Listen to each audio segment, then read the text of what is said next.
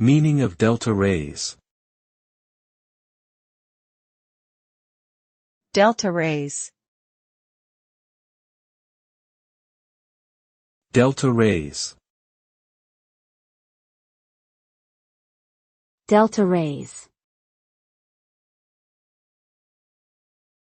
Delta rays. Delta rays are secondary electrons that are produced when high-energy radiation, such as alpha or beta particles, interact with matter. These electrons have low energies but are highly ionizing, meaning they can cause significant damage to cells and tissues. Delta rays can contribute to radiation dose and are particularly important in the context of radiotherapy and radiation protection.